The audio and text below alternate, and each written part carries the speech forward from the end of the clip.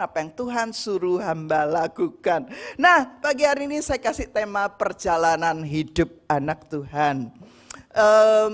Saya percaya nanti waktu saya uraikan, Anda akan ketemu hal-hal, perjalanan hidup saya seperti ini, perjalanan hidup Anda seperti itu, perjalanan hidup saya seperti ini. Nah, kita bisa lihat, kita bisa belajar dari tokoh-tokoh Alkitab yang kita bahas hari ini. Bukankah setiap kita, kalau gereja ini tahun ini masuk di 25 tahun, tapi Anda masing-masing seperti saya, tahun ini masuk, walaupun masih dibilang 60, waktu saya ke dokter kemarin dikatakan, umur kamu 60 ya. Seharusnya saya sudah tidak 60, tapi karena belum ulang tahun, jadi dia kategorikan umur saya masih 60. Nanti bulan Mei baru umur saya 61. Ya. Nah, saya pun mungkin mengalami perjalanan hidup sebagai anak Tuhan.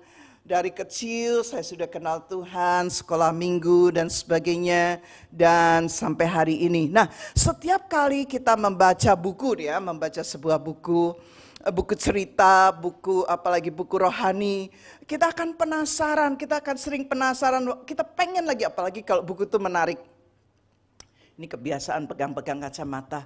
Saya sudah dikritik, Bu, kalau khotbah jangan pegang-pegang kacamata. Ya, ini kebiasaan jelek karena nggak enak pakai kacamata ini, saudara. Oke. Nah, jadi waktu kita baca buku rohani, khususnya kalau buku rohani itu menyenangkan ya. Saya dalam beberapa saat sebulan lalu ya, bulan apa? Saya baca buku rohani itu dalam sebulan tuh 2 buku habis, tumben ya, gitu. Tapi ada jawabannya, bukunya nggak terlalu tebal. Kemudian waktu saya baca tuh menarik buku itu. Jadi saya penasaran lagi, penasaran lagi sampai sudah malam, sudah subuh, masih penasaran lagi. Nah, penasaran dengan lembaran berikutnya, dan kadang cerita dalam buku ini, kalau buku cerita, buku novel. Kalau dalam buku rohani, ada cerita yang menyenangkan, ada cerita yang bikin kita merengut, nggak ngerti maksudnya apa. Tapi kalau kita bicara buku cerita pada umumnya, waktu kita mengakhiri dari sebuah lembaran, maka kita akan lihat penasaran dengan lembaran berikutnya, karena kadang-kadang ada cerita yang menyenangkan, tapi juga ada cerita yang menyedihkan. Begitu juga dengan lembaran hidup kita. Kadang-kadang ada hal-hal yang kita suka cita banget ya. Wow, semangat ke gereja, semangat, semuanya serba semangat. Tapi kadang-kadang kita juga bisa mengalami kesedihan dalam hidup ini. Nah, semua terjadi dalam dunia ini karena memang kita hidup dalam dunia yang sudah jatuh dalam dosa. Tetapi bersyukur dengan Yesus lahir, dengan Yesus mati, maka Yesus selalu mengubah duka cita menjadi sukacita, kain kabung dengan tari-tarian. Nah, ada beberapa pertanyaan di dalam perjalanan hidup ini yang sering kali kita tanyakan sama Tuhan. Ya, boleh. Kadang-kadang kita tanya Tuhan, sepertinya ada apa? Contoh-contoh. Saat ini kan di Indonesia itu terjadi bencana demi bencana. Tapi bukan di Indonesia ya, sebelum di Indonesia yang parah kemarin yang terjadi di NTT, sebetulnya Australia lebih parah loh, saudara. Australia bagaimana? Itu yang sampai rumah tuh tenggelam lam-lam kan gitu. Tenggelam lam-lam, maksudnya benar-benar tenggelam itu rumah. Wow. Dan bersyukur penduduknya segera diselamatkan. Nah, itu cergap benar-benar serba cepatnya. Cergap itu cekatan, begitu cekatannya pemerintah sehingga menyelamatkan penduduk, tetapi korban pun banyak dan rumah yang hancur pun harus diganti dengan jumlah yang banyak. Dan kita hari-hari ini dengar sebelumnya teroris di gereja dibom di Makassar, kemudian di mana lagi, dan terakhir kemarin, lebih tepat kemarin gempa bumi terjadi di daerah Jawa Timur, dan kami tuh selalu dikirimin gambar tuh yang parah-parah gitu ya. Jadi lihatnya, kasihan banget ini. Ya, sebelum gempa ini kemarin, saudara, gempa buminya. Nah kan, oke. Gempa buminya kemarin gitu banjir dan apalagi lumpur longsor itu beberapa hari lalu terjadi di daerah NTT. Nah, bagi Anda yang mau memberikan persembahan, karena gereja kami Rock Sydney sudah memberikan melalui sarana yang ada di Bali, yaitu gereja Rock di Bali. Tapi bagi Anda, karena saya dengar enggak kita memberikan persembahan, silakan masukkan ke dana misi. Kita tuh punya dana misi, saudara, account mission. Anda tulis saja untuk korban NTT misalnya. Kalau korban kemarin gempa saya belum tahu, tetapi kalau NTT itu memang begini, NTT itu daerah desa yang miskin, jadi seperti memang perlu ditolong ya. Nah, Anda bisa memberikan persembahan di account misi, tulis saja untuk korban NTT seperti yang kami lakukan dari Rock Sydney. Yuk kita masuk kepada. Nah, waktu semua kejadian itu terjadi, maka kita seringkali bertanya sama Tuhan. Nah, pertanyaan pertama, apa ini Tuhan? Ada apa sih Tuhan? Waktu saya kena vertigo juga saya nanya, ada apa ini Tuhan, kan gitu. Tiba-tiba nggak diundang vertigo itu tiba-tiba datang, saudara. Nah, kalau udah gitu saya cuman dengerin pujian penyembahan. Wah, saya masih bisa dengerin pujian penyembahan. Dan saya tentu leye-leye, tentu saya nggak bisa tidur dan saya cuman berbaring dan mendengar pujian penyembahan. Tetapi kita lihat dari versinya Tuhan. Apa ini Tuhan? Kita lihat ya, enggak lihat saya tapi lihat firman. Nanti kalau lihat saya Anda salah. Lihatlah firman, cermin Anda dan saya semuanya adalah firman Tuhan. Ibrani 11 ayat yang ke-7. Karena iman maka Nuh dengan petunjuk Allah tentang sesuatu yang belum kelihatan dengan taat mempersiapkan bahtera untuk menyelamatkan keluarganya. Dan karena itu ia menghukum dunia dan ia ditentukan untuk menerima kebenaran sesuai dengan imannya. Nah, ini sebuah lembaran baru yang dialami oleh Nuh dalam kehidupan. Saya bilang tadi, sebuah lembaran baru dalam kehidupan seringkali mengejutkan. Nah, tiba-tiba Tuhan bicara kepada Nuh untuk membuat bahtera yang besar. Dan bahtera ini ukurannya besar banget, saudara. Dikatakan panjangnya 300 hasta, lebarnya 50, panjang 300 hasta, panjang lebarnya itu 50 hasta, tingginya 30 hasta, dan ini lebar banget ya. Dan Allah bilang gini, bangun bahtera, dan dikatakan Nuh disuruh membangun bahtera itu di atas gunung, saudara. Udah di atas gunung bikin bahtera yang besar karena Tuhan bilang dia akan mendatangkan air bah ya. Dan tiba-tiba datang air bah yang gini, yang Nggak musimnya, nggak musim hujan, nggak ada tanda apa-apa yang menunjukkan akan terjadi bencana yang mengerikan. Dan tiba-tiba Allah menyuruh Nuh membangun sebuah bahtera. Ada yang bilang bencana di NTT seperti air bah di zaman Nuh. Belum, saudara. Kalau benar-benar air bah zaman Nuh, kita semua tenggelam ini. Anda mau bikin rumah di atas gunung, tetap tenggelam, saudara. Ya, ini dia Nuh bangun bahtera di atas gunung, saudara. Bahteranya begitu tinggi, begitu besar, dan di atas gunung. Ini perintah dari Allah yang gak masuk akal karena tidak ada tanda-tanda. Nah, waktu Nuh membangun bahtera tersebut, pasti Nuh akan mengalami kecaman, diolok-olok, dikecam. Enggak salah ini orang gila. Sudah bangun bahtera, bikin bahtera, gak ada angin, gak ada hujan, gak ada tanda-tanda banjir, apalagi air bah. Ya boro-boro air bah banjir aja kagak katanya. Dan kalau Nuh mendengar olokan, kalau Nuh mendengar kecaman, pasti Nuh tidak bisa gagal dan bisa kecewa dan bisa tidak jadi membangun bahtera.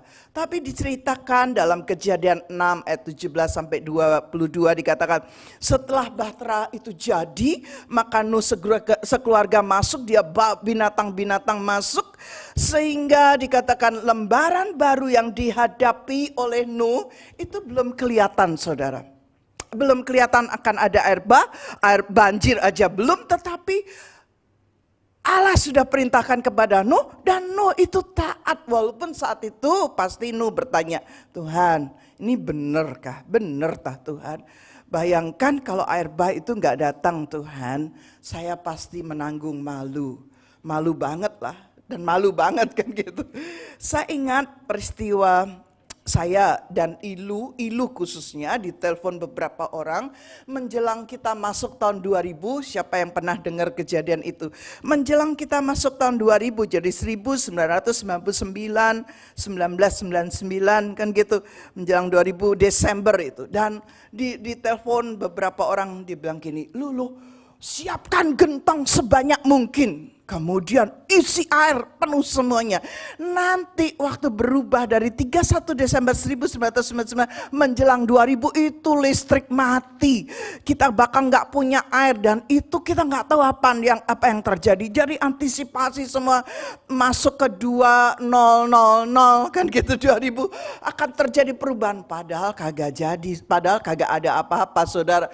Nah itu perkataan manusia, itu analisa manusia, itu semua pemikiran manusia yang tidak ada dasar kebenaran firman Tuhan.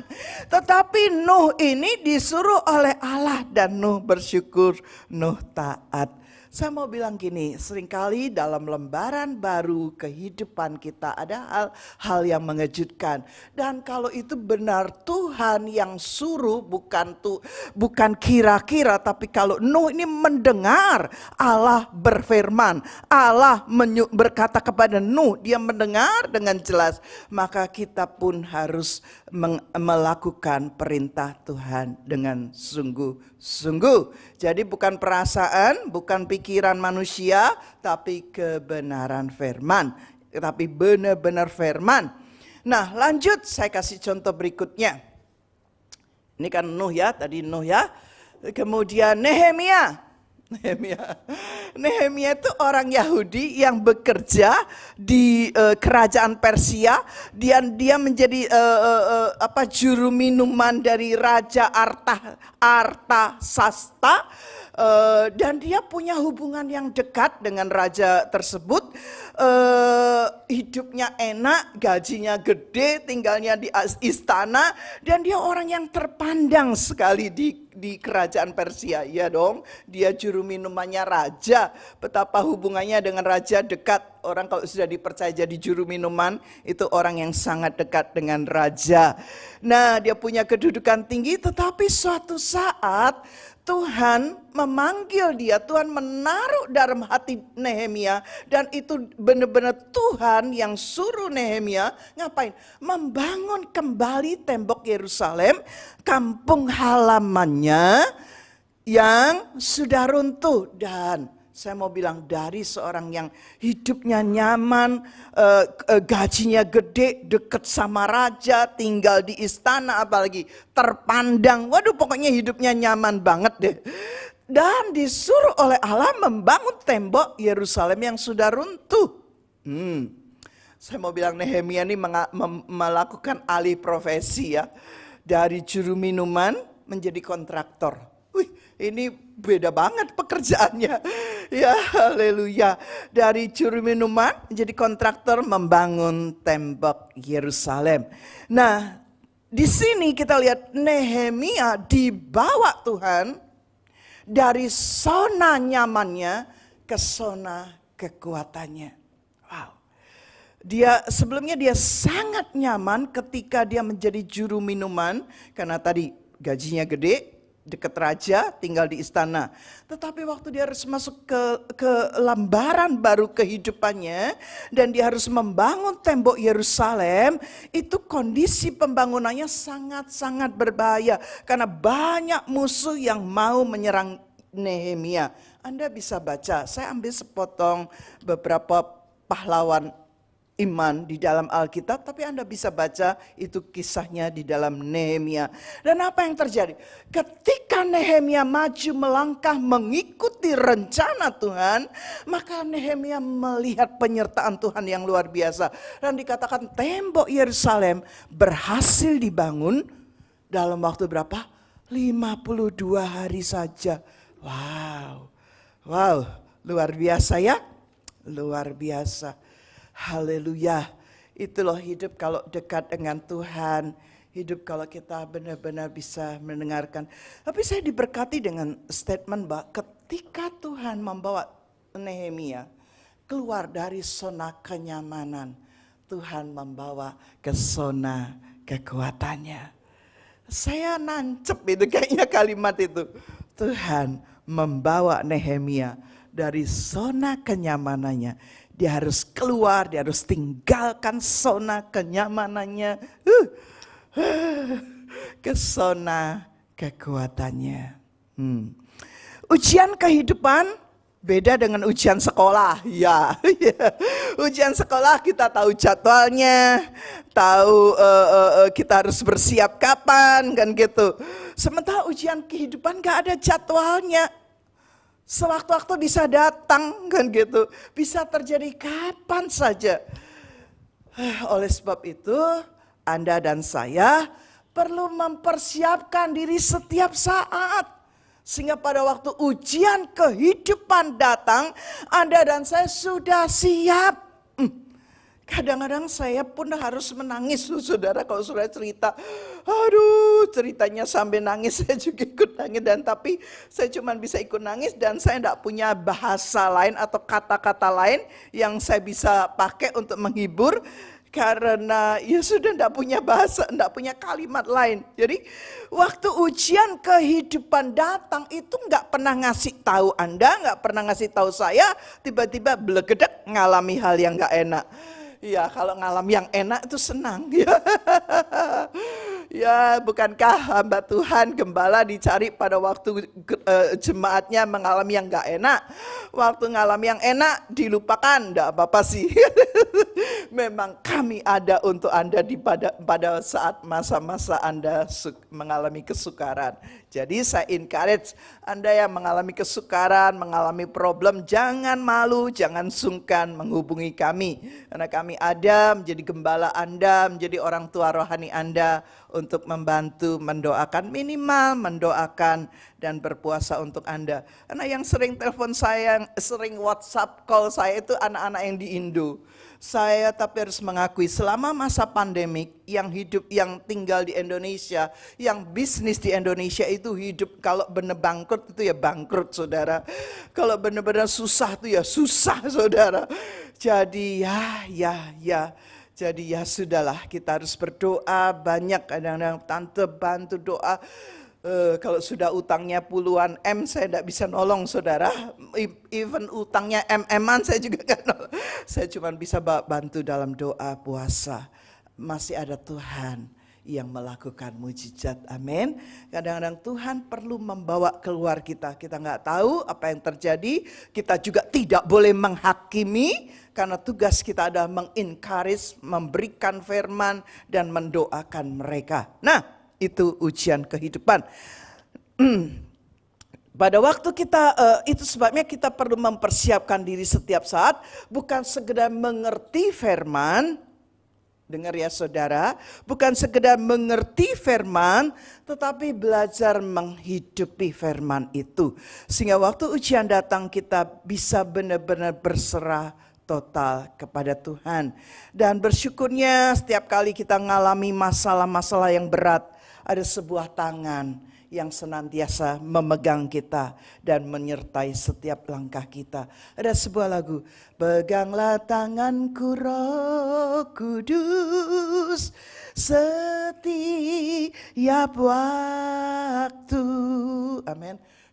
Saya lagi muter-muter itu kepala, muter semuanya, mau tutup mata, mau buka mata, muter. Pujian itu yang keluar, gimana enggak saya nangis sambil muter-muter gitu ya. Ku tak dapat jalan sendiri tanpa Roh-Mu, amin. Terus kemudian itu pujian penyembahan itu loh saudara, saya pernah sharing kan. Tadinya saya pengen bikin itu bersama tim PW, cuman singkat aja. Ternyata saya tuh hari sebelum saya bikin, karena saya tahu keterbatasan kita, saya dikirimin yang namanya HOM, HOM Worship. Itu dari gereja, kalau ditanya dari denominasi mana tante? Paling paling kepo denominasi mana? Dari Abaloh ternyata ya, saya cari tahu lah dia dari mana, dari Abaloh. Dan itu memberkati banget Selasa, Kamis, Sabtu setiap pagi. Tapi setelah itu Anda bisa dengarkan kalau ketinggalan, karena dia mulainya jam 5 pagi, jam 8 Sydney. Atau Anda bisa dengarkan karena dia terus menerus ya, jadi tidak di stop. Setelah itu enggak kita bisa dengar. Nah itu saya dengar waktu saya lagi muter-muter, saya dengar pujian itu, wow. Dan saya menikmati, dan sebentar, di tengah-tengah pujian penyembahan itu ada yang nyampein firman singkat dan dia berdoa. Tiba-tiba dia berdoa gini, saya berdoa untuk orang yang mengalami migrain sudah bertahun-tahun. Kan saya langsung, saya Tuhan kan gitu. Saya Tuhan akan sembuhkan total. Nah, saya imani hari itu. Berapa hari yang lalu sih, Kamis. Saya imani saya sembuh saudara. Haleluya. Lihat betapa pujian penyembahan pun bisa memberkati hidup kita semua. Amin. HOM, HOM, worship. Nah, bukan saya tidak promosi present worshipnya Rock Sydney, bukan loh saudara. Saya sangat-sangat menghargai, sangat bangga dengan present worship Rock Sydney. Tetapi ini yang ada di YouTube gitu loh saudara. Nah, Tuhan suka membawa kita dari zona kenyamanan ke zona kekuatan. Karena Tuhan mau Anda dan saya bertumbuh. Semakin dewasa, gereja Tuhan yang saya kasihi. Biarlah 25 tahun membawa Anda dan saya bertumbuh jadi dewasa. Nanti saya jangan dijawab, tante aku ibu saya baru setahun jadi member gereja nih. Setahun pun Tuhan melakukan percepatan, semuanya bertumbuh ke arah Kristus. Karena gini, waktu kita dibawa ke zona kekuatan dan Tuhan mau kita bertumbuh ke arah bertumbuh dewasa, semakin dewasa, dengar, ada tugas tanggung jawab kerajaan Allah yang Tuhan mau berikan kepada Anda dan saya, yang kita harus lakukan di level yang lebih tinggi. Waktu Anda semakin dewasa dalam Tuhan, ada tugas-tugas tanggung jawab tertentu yang Allah akan berikan dalam hidup Anda dan saya. Yang mengerti katakan amin. Tuhan akan memakai Anda untuk berdampak lebih bagi sekeliling Anda. Ketika ada hal-hal yang mengejutkan, ada lembaran baru yang mengejutkan dan tidak terlihat kepastian di depan, yang dibutuhkan adalah penyertaan Tuhan, bukan penjelasan. Seringkali kan, kenapa ya Bu, kenapa ya Tante? Enggak perlu penjelasan. Yang dibutuhkan adalah penyertaan Tuhan. Amin. Enggak usah nanya kenapa saya sakit, kenapa saya susah. Yang dibutuhkan adalah penyertaan Tuhan, bukan penjelasan Tuhan. Haleluya. Dan saya percaya waktu kita diizinkan ngalami dibawa ke zona kekuatan, itu kapasitas kita yang diperbesar. Yang kedua, kemana Tuhan? Kan gitu. Tadi apa ini Tuhan? Sekarang kemana Tuhan? Kemana Tuhan mau bawa gereja ini? Nah, Anda masing-masing tidak usah nanya gereja ini. Karena iman, Ibrani 11:8. Karena iman Abraham taat. Ketika ia dipanggil untuk berangkat ke negeri yang akan diterimanya menjadi milik pusakanya. Perhatikan. Sama-sama baca 1, 2, 3. Lalu ia berangkat dengan tidak mengetahui tempat yang ia tuju. Sudah dipanggil suruh keluar dari Ur Kasdim. Disuruh keluar, Abraham keluarlah dari Ur Kasdim ya. Bawa semuanya itu, istri semua pegawaimu dan ternakmu. Abraham tuh kaya raya loh saudara. Dan pergi keluar kemana enggak tahu kan gitu. Mau Anda disuruh pergi tapi enggak tahu kemana. Arah dan tujuan itu sangat esensial dalam hidup, betul. Betul banget. Makanya saya bersyukur mobil saya itu ada GPS-nya. Kemudian bukan hanya itu, saya bersyukur banget karena saya lumayan gatek untuk baca GPS yang di mobil yang kecil. GPS itu luar biasanya, saya baru tahu setelah saya beli. Ternyata di kaca depannya, jadi saya bisa melihat itu di kaca. Bukan di sini yang penting saya pasang bener, terus itu dipancarkan di kacanya. Jadi saya tinggal lurus nyetir, belok kanan, belok kiri, berapa kilometer lagi belok kanan. Wah, saya bersyukur banget. Sehingga suatu hari saya harus menghadirin pernikahan itu jauh banget. Aduh, kira-kira saya sampai nggak ya? Pas saya nggak bisa waktu itu. Waduh, terus saya cuman dengan Roh Kudus, dan tentu yang sangat membantu saya bukan Roh Kudus, GPS saudara. Ya doa, tapi GPS yang membantu saya. Saya nggak nyasar, saya tepat waktu, bahkan nggak terlambat. Karena harus ikut ibadah dulu, baru datang di pernikahan tersebut. Puji Tuhan, itu fungsinya GPS. Nah, Tuhan tidak memberi Abram peta detail atau menunjukkan tujuan akhirnya. No, tapi Allah berkata, Abram, tinggalkan zona nyamanmu dan pergi ke tempat yang akan aku tunjukkan. Bahkan Allah berjanji lagi, Kejadian 12 ayat 2 dan 3, aku akan memberkati engkau, aku akan membuat engkau menjadi bangsa yang besar, akan memberkati engkau serta membuat namamu masyhur, engkau akan jadi berkat, aku akan memberkati orang yang memberkati engkau, dan aku akan mengutuk orang mengutuk engkau. Lihat, janjinya besar, tetapi Abram gak tahu dia harus pergi kemana. Abram cuman taat waktu Abram disuruh meninggalkan zona nyamannya. Abram tidak tahu di mana dia akan berakhir, tetapi dia tahu dan dia mempercayai karakter Allah. Ketaatan Abraham terjadi selangkah demi selangkah, dan Abram mendengar lebih banyak dari Tuhan. Betul juga. Kalau kita dikasih tahu semuanya, kita nggak depend sama Tuhan. Beres. Pokoknya kemana? Pindah ke Sydney, beres Tuhan. Saya kira dulunya Sydney itu enak loh saudara. Enak sih memang. Tempatnya susu, berkelimpahan susu dan madu. Ya enak, prosesnya juga enak kan gitu ya. Aduh, kadang-kadang mau jadi seperti istri Lot ya. Tapi saya tidak mau, nanti saya jadi tiang garam. Kadang-kadang kan kalau mengalami problem mau menengok ke belakang terus gini. Ayo mau jadi istri Lot? Apa mau jadi Abram? Mau jadi Abram Tuhan kan gitu. Mau jadi Abraham Tuhan. Ya sudahlah, bayar harga. Seringkali dalam perjalanan hidup ini kita harus melangkah tanpa tahu mau kemana dan tidak terlihat tujuannya. Sehingga kita mulai bertanya, kemana Tuhan? Ada beberapa orang yang tinggal di Sydney dan waktu dia berkali-kali ujian IELTS nggak lulus mulai bingung. Tuhan, benarkah aku ditempatkan di sini? Benar kan? Anda tanya sama Tuhan sungguh-sungguh ya. Tetapi saat-saat ini kalau kita bisa tinggal di Australia itu sesuatu yang benar-benar bersyukur ya. Bayar harga, belajar sungguh-sungguh supaya IELTS Anda segera lulus. Nah, Tuhan ingin kita keluar dari zona nyaman dan mempercayai Tuhan dengan hal-hal yang tidak kita ketahui. Lah iya toh. Kalau Anda sudah tahu semuanya, Anda tidak perlu Tuhan. Justru karena Anda tidak tahu, maka Anda perlu banget bergantung sepenuhnya sama Tuhan. Kita perlu memberi ruang bagi Tuhan untuk membimbing perjalanan kita. Jika Tuhan datang menunjukkan langkah demi langkah, kita tidak perlu iman untuk mengikutinya. Ya, selain itu jika kita tahu persis kemana kita akan pergi, kita tidak belajar juga tentang iman. Kita tidak belajar tentang pengharapan. Kita tidak belajar tentang berserah kepada Tuhan. Bahkan mungkin kita bisa jadi sombong ketika sampai tujuan dan berkata bahwa semua karena kehebatan dan kekuatan kita.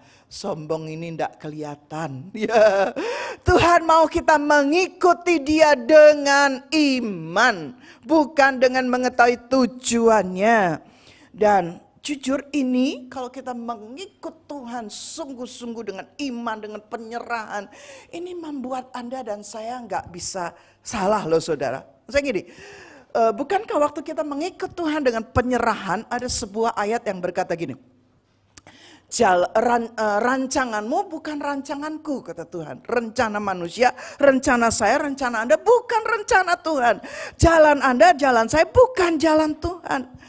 Haleluya. Sehingga waktu kita lebih menyerah, lebih benar-benar bergantung sepenuhnya sama Tuhan. Walaupun kita tidak bisa lihat masa kita dibawa kemana, ke depannya kita mau kemana. Contoh Roxin ini, kalau kita berbicara gereja, karena Roxin ini mau kemana. Tapi waktu kita belajar mempercayai Tuhan, belajar menaruh pengharapan sepenuhnya kepada Tuhan. Maka ada satu quote yang gini, Tuhan melihat segalanya.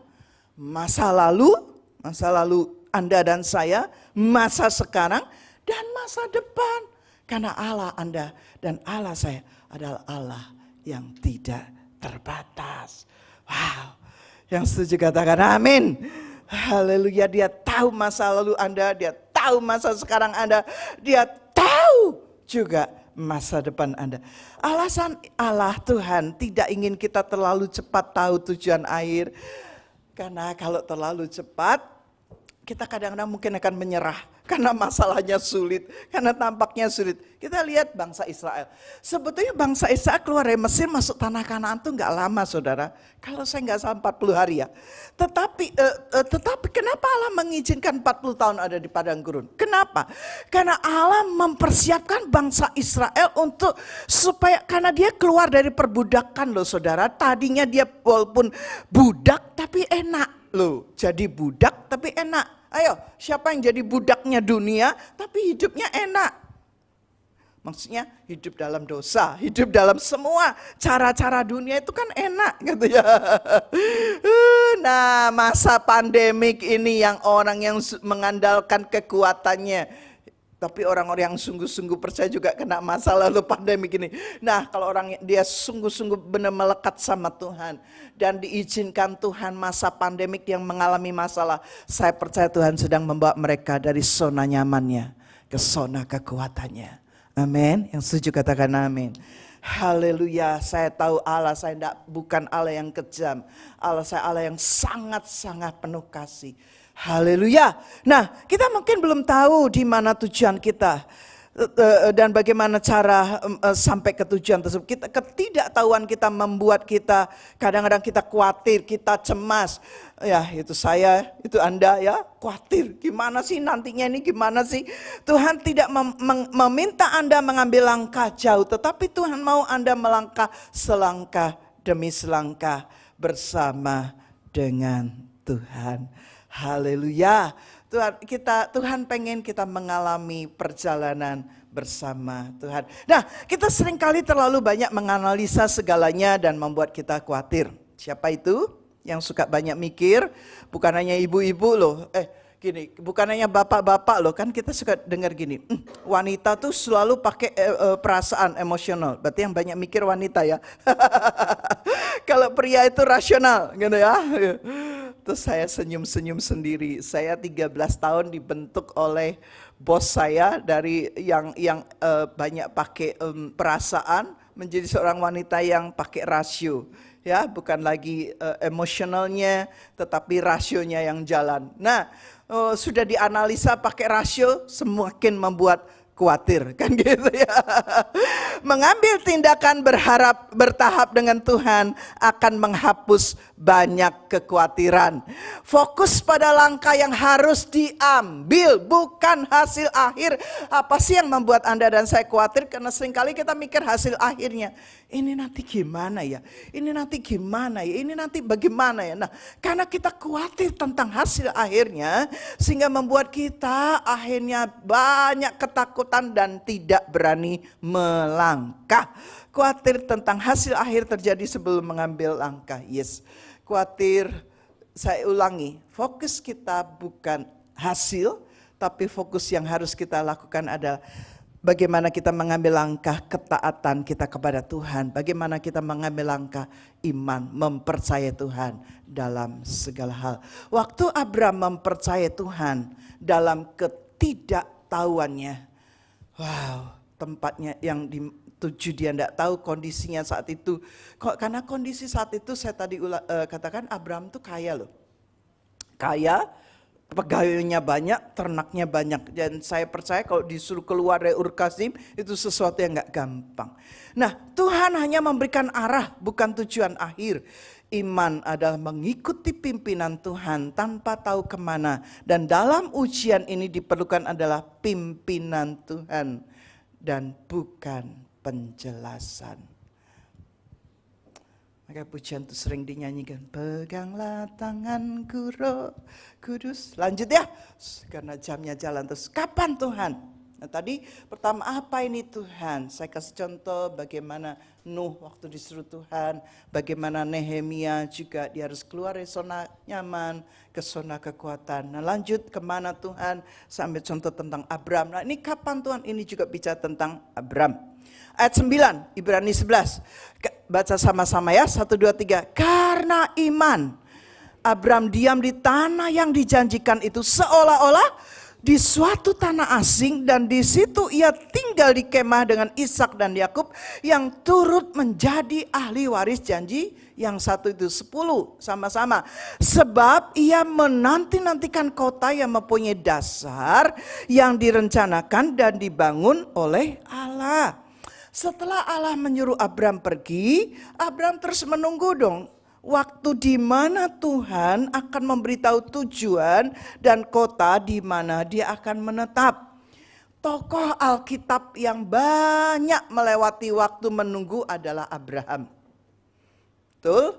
Nunggu, ya, dia menunggu kelahirannya anak pusakanya. Dia pikir tadinya Ismail anaknya, ya.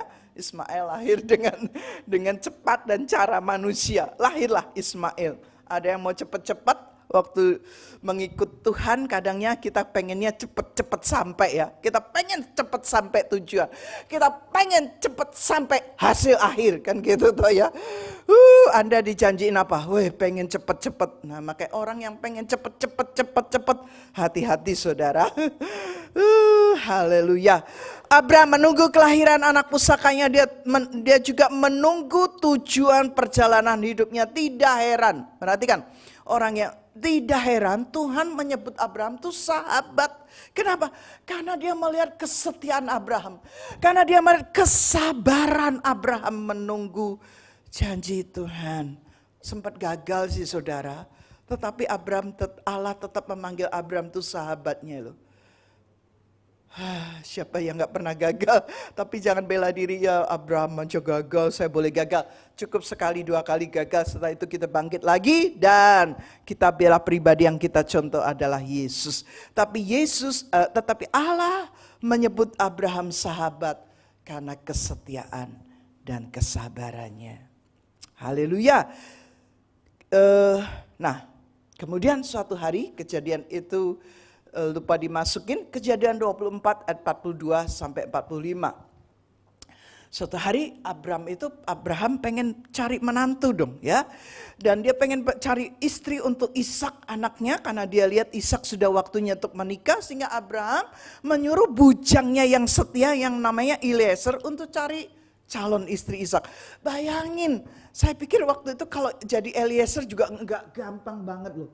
Gimana disuruh cari istri, calon istrinya Ishak itu nggak gampang banget. Abraham cuma nyuruh, Abraham nggak kasih tanda-tanda, Abraham cuma mendoakan Eliezer dan nyuruh Eliezer pergi ke daerahnya Sarah, ya, kampung halamannya Sarah untuk mencari istri. Mending dikasih kriteria, enggak.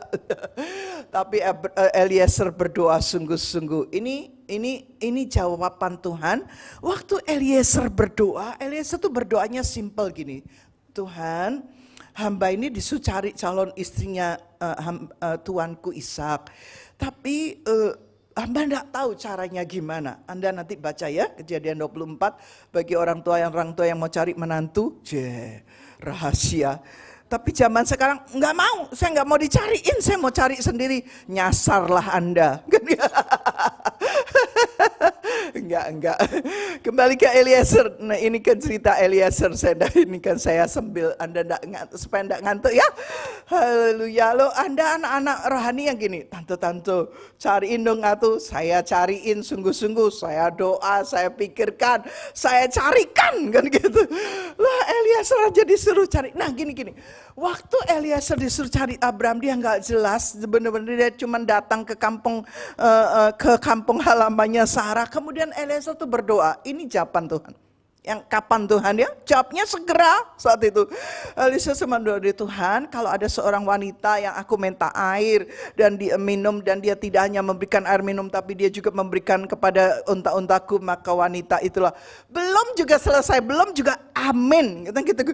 Dia belum selesai doa, dia belum berkata amin, belum. Tiba-tiba Ribka datang. Dia kan gitu. Ini dia Tuhan kan gitu. Kok kayaknya jawabannya segera ya. Kadang memang Tuhan memberikan jawaban segera, kalau itu memang urgent banget, SOS kan gitu. Tapi kadang ada jawabannya yang tertunda ya. Tapi ini saya kasih contoh di mana Eliezer, nanti baca, bukan saya loh yang ngarang, Kejadian 24:42. Belum juga Eliezer selesai berdoa, datanglah Ribka, dan ternyata Ribka lah istri dan calon istri, bahkan istri dari Ishak. Lanjut, Matius 8, ini yang ditulis. Matius 8, 2 dan 3. Baca yuk, 1, 2, 3. Maka datanglah seorang yang sakit kusta kepadanya, lalu sujud menyembah dia dan berkata, Tuhan, jika Tuhan mau, Tuhan dapat mentahirkan aku. Ini orang sakit kusta ya, ngomong ke Yesus, dia panggil Tuhan.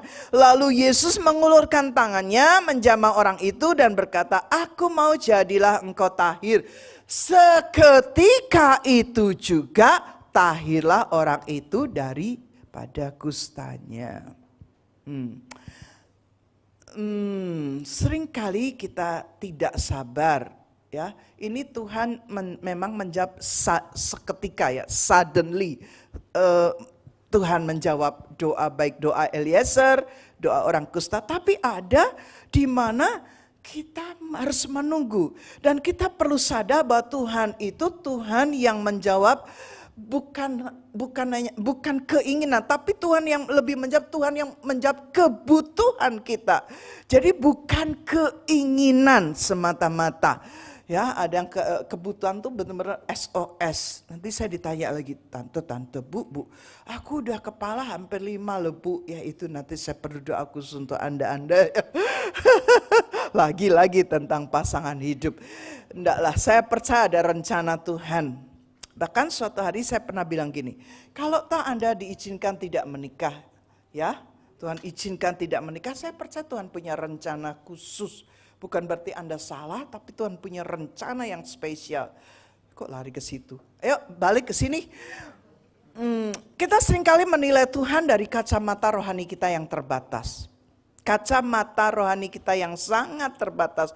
Kita tidak mengerti, perhatikan ini. Kita seringkali tidak mengerti mana keinginan daging yang tidak mendewasakan dan mana kebutuhan rohani yang mendewasakan. Wow. Saya harus ngebut, waktunya sudah singkat. Oke. Nah, menunggu rencana Tuhan membutuhkan kesabaran dan iman iman. Betul. Menunggu penggenapan rencana Tuhan membutuhkan kesabaran, yes, dan iman. Dalam masa penantian, iman kita ditempa. Iman semakin dipertajam, dan jangan lupa Anda dan saya didewasakan. Kita dalam masa penantian kita menemukan bahwa Tuhan yang mengatur. Bukan kita yang mengatur Tuhan. Tuhan yang mengatur Anda dan saya. Menunggu itu tidak gampang. Tetapi dalam Tuhan menunggu dengan sebuah tujuan. Tuhan tidak pernah kebetulan. Semua yang Tuhan lakukan memiliki tujuan. Saya quote ini.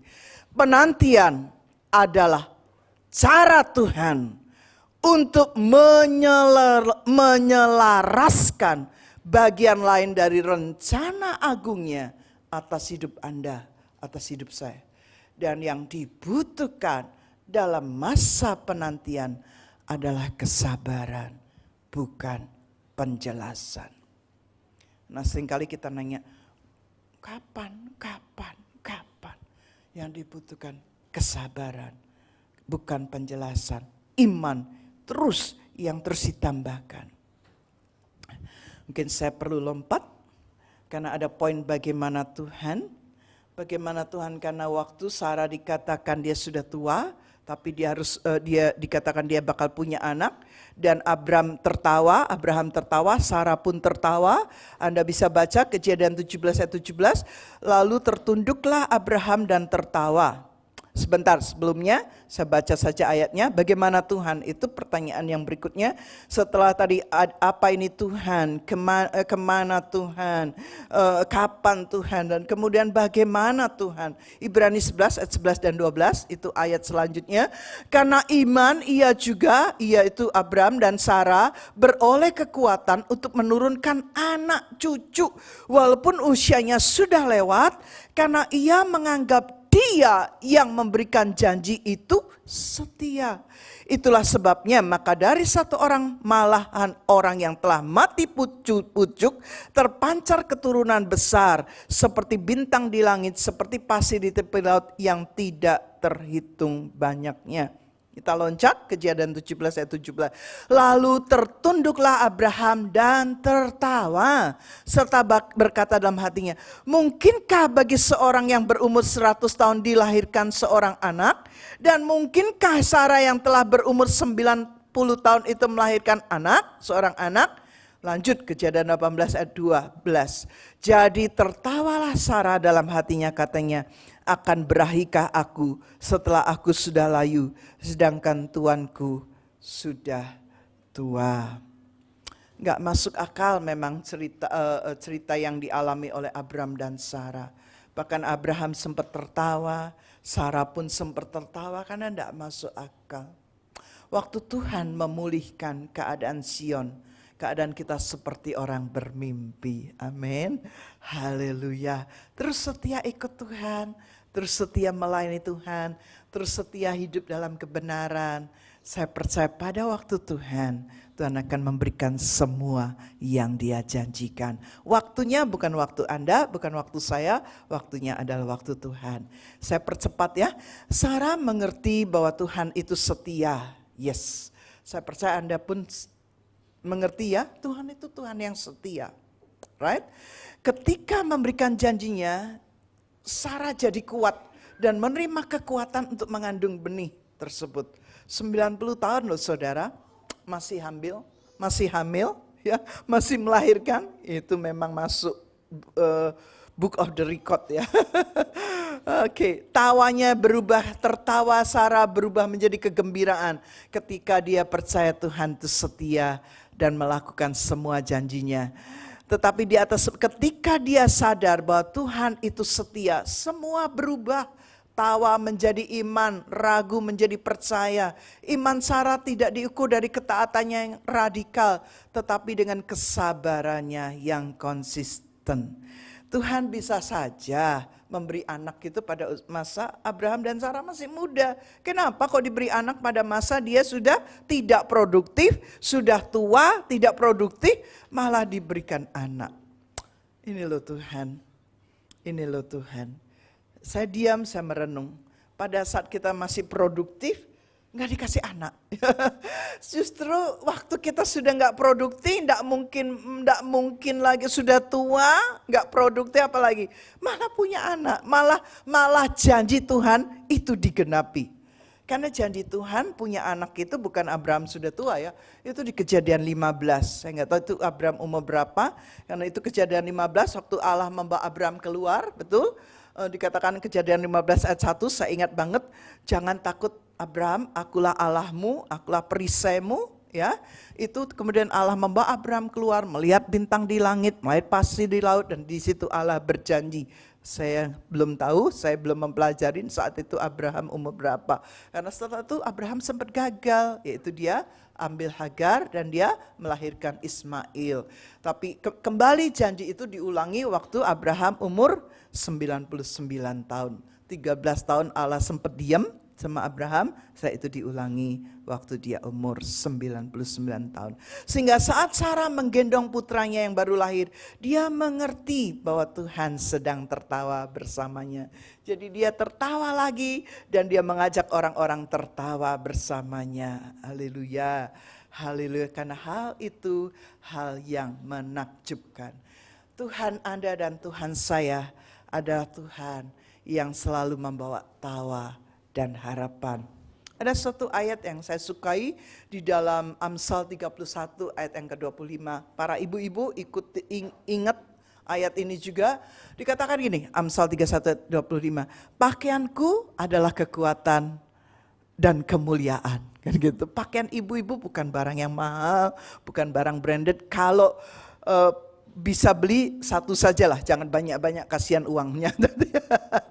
Pakaianku adalah kekuatan dan kemuliaan dan aku tertawa untuk hari esokku. Amin.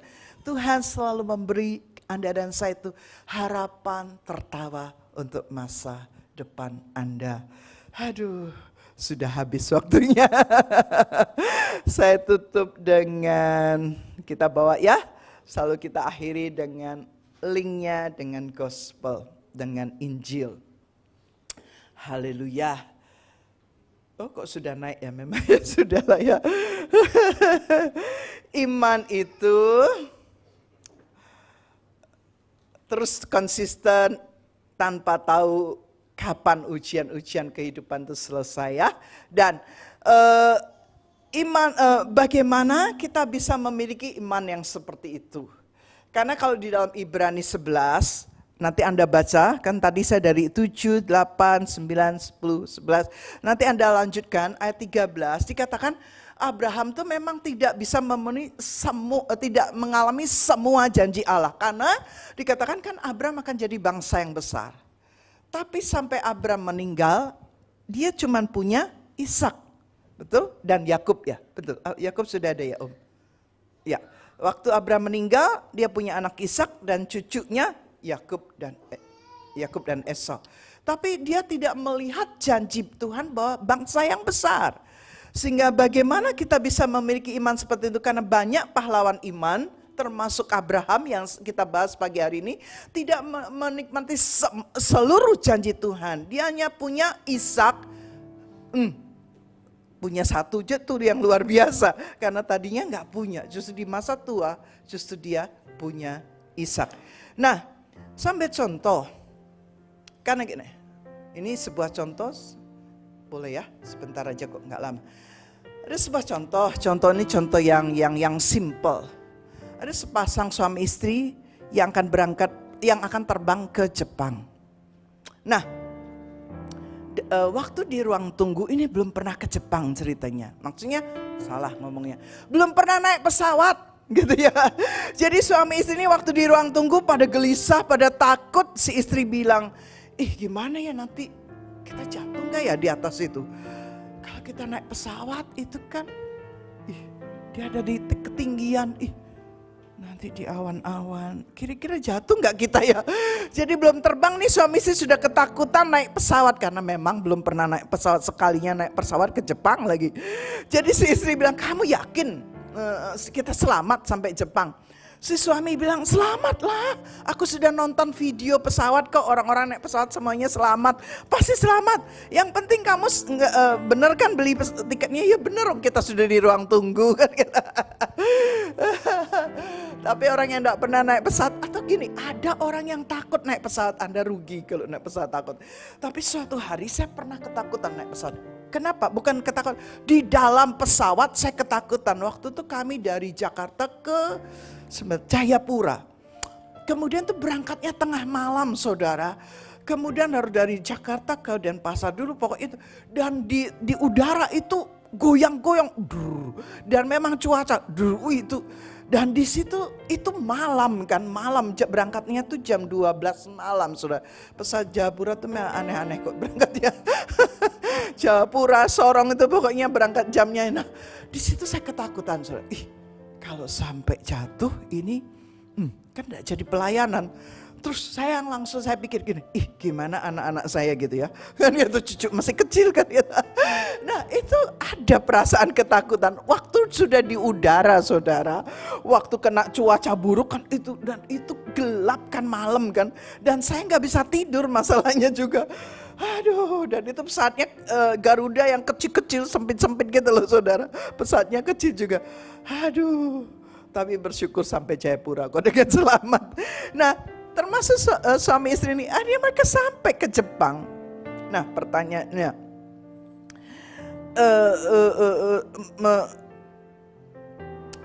kok bisa mereka sampai di Jepang kan gitu. Yang membuat mereka sampai di Jepang bukan kekuatan iman mereka, tetapi pesawat yang membuat mereka sampai di Jepang, betul? Nah bukan kekuatan iman kita, tetapi objek iman kita yang menyelamatkan. Objek iman kita yang memberikan pengharapan. Objek iman kita yang membawa kita sampai kepada tujuan. Keamanan keselamatan kita dalam Kristus tidak didasarkan pada seberapa kuat kita, tetapi seberapa kuat Kristus. Iman Anda dan saya mungkin sebesar gunung Himalaya. Aduh, nggak mungkin. Iman Anda dan saya sebenarnya sebesar gunung Himalaya, kita bisa perintahkan tuh. Iman Anda dan saya mungkin kita pikir besar lah ya. Atau mungkin iman Anda sekecil semut. Kok sekecil? Seperti apa? Biji sesawi yang kecil banget. Tetapi Kristus tidak akan gagal menyelamatkan Anda dan saya yang menaruh iman kepada Injil. Kita bisa terus bertahan dalam iman meskipun belum melihat penggenapan janji Tuhan. Saya ulangi, kita bisa terus bertahan dalam iman meskipun kita belum melihat kegenapan janji Tuhan. Karena kita tahu kepada siapa kita menaruh iman kita. Kita menaruh iman kita kepada Yesus yang sudah mati untuk Anda dan saya. Dia menyelesaikan pekerjaan keselamatannya untuk Anda dan saya di kayu salib. Bahkan di kayu salib dia berkata, sudah selesai. Dan dengan perkataan itu Yesus membayar lunas semua hutang dosa, hutang kegagalan, hutang kejahatan Anda dan saya. Dan juga semua kegenapan janji Allah untuk umatnya. Sehingga hari ini kita bisa memiliki keyakinan untuk bertahan dalam iman. Bukan karena kita sudah melihat apa yang kita inginkan, tetapi karena kita tahu Yesus sudah menyelesaikannya di kayu salib. Kekuatan iman kita bukan berada di kuantitas iman, tetapi di kualitas objek iman itu. Sewaktu kita bisa melihat apa yang Yesus sudah selesaikan untuk kita, itulah yang menguatkan iman kita untuk terus bertahan dan menang atas ujian-ujian kehidupan di dalam perjalanan hidup kita sebagai anak Tuhan. Kita bangkit berdiri. Haleluya. Waktu di kayu salib, setiap kali kita makan dan minum tubuh dan darah Yesus, ingat ya, terakhir Yesus berkata, it is finished, sudah selesai. Hari ini semua kebodohan, kegagalan, kejahatan, apalagi kebohongan, semuanya Tuhan sudah tanggung di kayu salib. Dan dia katakan, sudah selesai. Kalau hari ini kita sedang menantikan janji Tuhan, menantikan penggenapan janji Tuhan, perhatikan, kalau Tuhan yang memampukan karena pengorbanannya di kayu salib, yang memampukan Anda dan saya terus bertahan dalam iman, terus memiliki iman dan percaya bahwa Tuhan pasti menggenapi janjinya. Haleluya, haleluya. Kita berdoa, Tuhan, mempersekutukan roti dengan tubuhmu, cawan anggur dengan darahmu. Waktu umatmu makan dan minum, kembali kami mengalami persekutuan dengan tubuh dan darahmu Tuhan. Dan kami boleh diingatkan kembali, Engkau sudah membayar lunas. Engkau sudah membayar lunas semua kekhawatiran, semua ketidakmengertian, semua kebodohan. Engkau sudah bayar lunas. Engkau sudah berkata, it is finished. Sudah selesai Tuhan. Dan waktunya kami bisa mengucap syukur. Waktunya kami bisa mengucap syukur. Dan terus mempercayai Engkau. Terus mempercayai Engkau Tuhan. Karena Engkau Allah yang berjanji, Allah yang setia. Haleluya. Bahkan seperti Sadra, Mesa dan Abednego, sekalipun kami harus masuk dapur api, kami tidak akan menyangkal Engkau Allah kami. Sehingga waktu Sadra, Mesa tetap dia harus masuk dapur api. Tetap dia harus masuk aniaya. Tetap dia harus mengasuh masalah demi masalah. Tetapi Allah beserta dengan mereka. Immanuel. Haleluya. Terima kasih Tuhan. Kami makan minum jadi kuat. Kami makan minum diperbaharui kekuatan kami. Kami memiliki kembali iman.